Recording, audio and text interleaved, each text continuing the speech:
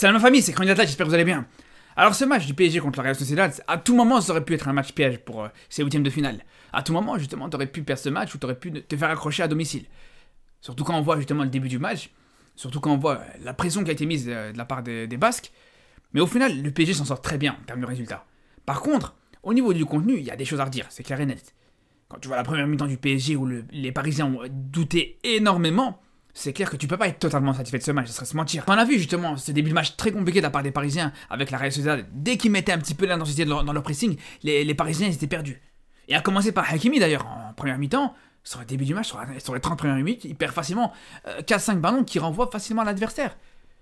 4-5 passes qui sont interceptées par justement ce pressing des Basques pour le coup. Et même de manière générale, parce que Hakimi c'était pas le seul. Mais de manière générale, je vous dis, on a vraiment vu à quel point les Parisiens, sur quasiment toute la rencontre, ou en tout cas sur toute la première mi-temps, ils avaient vraiment de grosses difficultés à ressortir avec le ballon. C'était très compliqué.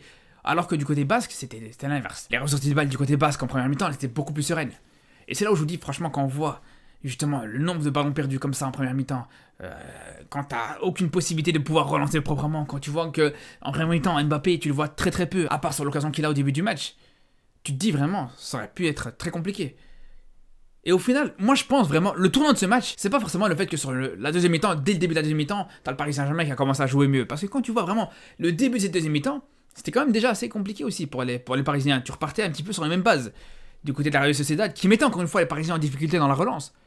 Mais pour moi, vraiment, le tournant du match, comme je vous dis, c'est tout simplement le but du PSG. Parce qu'il vient, je vais pas dire complètement contre le cours du jeu, mais à ce moment-là, c'est vrai que tu t'y attends pas forcément.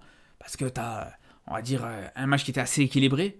T'as peut-être une domination du PSG en termes d'occasion, mais dans le contenu, et par rapport à l'organisation tactique des Basques, encore une fois, t'as la Real Sociedad qui était au-dessus. Donc c'est pour ça que, comme je vous dis, voilà, ce but qui était venu du côté parisien, franchement, tu le vois pas venir. Mais pour le coup, ça n'empêche pas qu'il faut saluer ce but, parce que franchement, il est très bien amené. Moi, ce que j'ai beaucoup aimé, ce que j'ai beaucoup apprécié justement dans le jeu parisien, c'est ce coup de pied arrêté. Cette petite combinaison dans les coups de pied arrêtés, ça va chercher quasiment systématiquement Marquinhos, qui va pas essayer de tirer, qui va pas essayer de cadrer sa tête, mais qui va essayer justement de trouver un deuxième joueur parisien. Et c'est comme ça qu'est venu ce but. Parce que tous les défenseurs justement basques, ils étaient concentrés sur Marquinhos, vu que Marquinhos il était là, il est monté au duel, on sait que justement dans ce registre-là il est très très bon, donc il a vraiment attiré tous ces joueurs basques sur lui, pour que juste derrière t'as Mbappé qui est laissé quasiment tout seul. Et le geste d'Mbappé juste derrière, magnifique, le but d'Mbappé est très beau, il fallait le mettre, même si comme je vous dis, voilà, il s'est fait libérer du marquage à ce moment-là grâce à cette combinaison. Mais en tout cas, voilà, dans l'ensemble, pour moi, c'était très bien exécuté. En plus, ce qui est intéressant, c'est qu'on n'a pas vu ça plusieurs fois, même en première mi-temps.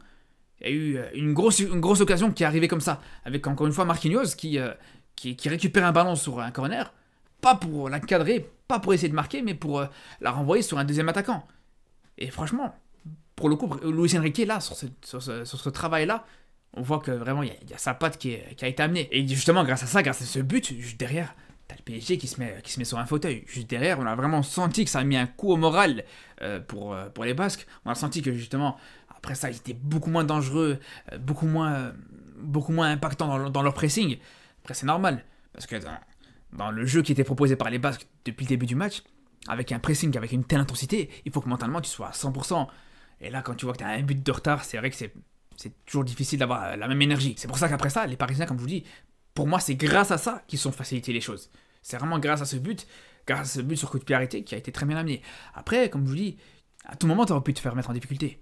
Et moi, il y a une chose que j'ai pas compris par rapport à ce match-là, c'est le choix de Luis Enrique de faire titulariser Beraldo. Parce qu'on sait très bien, voilà, c'est son premier match en Ligue des Champions avec le PSG, il vient d'arriver au club, donc il manque d'expérience en Ligue des Champions. Et là, tu le mets face à Kubo qui a été stratosphérique, et faut le dire, hein, plusieurs fois, il a réussi complètement à manger Beraldo. Plusieurs fois, Kubo a porté du danger comme ça.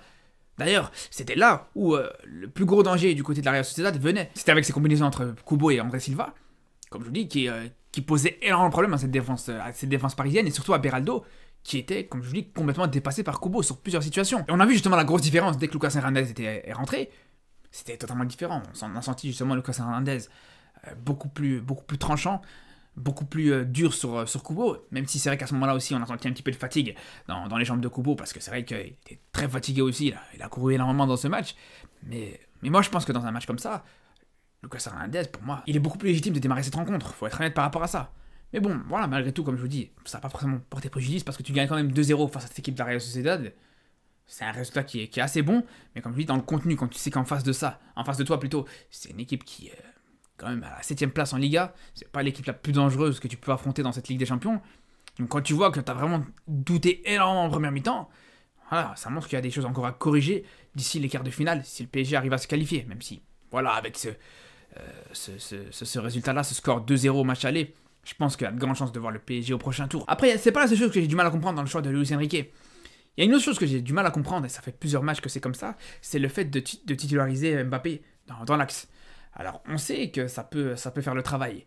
On sait que, justement, en Ligue 1, quand c'est des adversaires largement à la portée d'Mbappé, tu peux permettre de le faire jouer à ce poste-là. Et d'ailleurs, les statistiques, elles parlent pour lui, parce que sur les derniers matchs, quand il a joué à ce poste-là, voilà, on a vu qu'il y a des statistiques intéressantes. Il marque contre Strasbourg, il te met un doublé contre Orléans. Mais pour moi, une fois que l'adversité va commencer à monter, ça peut être la même chose. Parce que là, en Ligue des Champions, t'affrontes plus des équipes comme Orléans, comme Strasbourg, comme Revel, tout ça. Là, l'adversité, elle est beaucoup plus haute. Et vous allez me dire, il a marqué aujourd'hui. Et c'est vrai. Mais le but qu'il met, il le met pas dans le jeu, il le met sur un coup de pied arrêté. Où il est d'ailleurs sur le côté gauche, pour le coup. Mais quand tu vois qu'il est dans l'axe, ben souvent, c'est compliqué. On voit qu'il est dans la densité. On voit que, justement, il est souvent face à deux défenseurs centraux. Puis juste derrière, t'as les milieux de terrain qui reviennent. Puis t'as les latéraux qui resserrent sur lui. C'est souvent beaucoup plus compliqué pour lui. Surtout que tu sais très bien que tu peux plus difficilement compter sur des ballons aériens quand tu as Mbappé dans l'axe. Et on l'a vu plusieurs fois, que ce soit Hakimi, que ce soit Dembélé, plusieurs fois, à la place de chercher des centres, ils te mettent des passes à ras de sol, qui souvent sont interceptées. Bien sûr, parce qu'on sait très bien que c'est plus facile d'intercepter une passe à ras de sol qu'un centre, pour le coup. Et c'est là où ça pose problème. Et en plus de ça, on voit que même dans l'animation, c'est pas clair complètement. Il y a eu des situations où clairement on voyait par exemple Barcola et Mbappé tous les deux sur le côté gauche, et un trou dans l'axe. Avec aucun numéro 9 qui est dans l'axe aussi. C'est là où on voit que la position d'Mbappé dans l'axe, c'est pas l'idéal. Des fois, par exemple, tu vois Fabien Ruiz se mettre en position numéro 9, et Mbappé qui dézone son poste en partant sur le côté gauche, et t'as Fabien Ruiz qui se passe en position numéro 9. À ce moment-là, si c'est pour faire ça, mets directement un Gonzalo Ramos ou un Colomani, comme ça t'as un vrai 9 qui va jouer dans l'axe, et puis à ce moment-là, tu peux faire jouer Mbappé sur le côté gauche.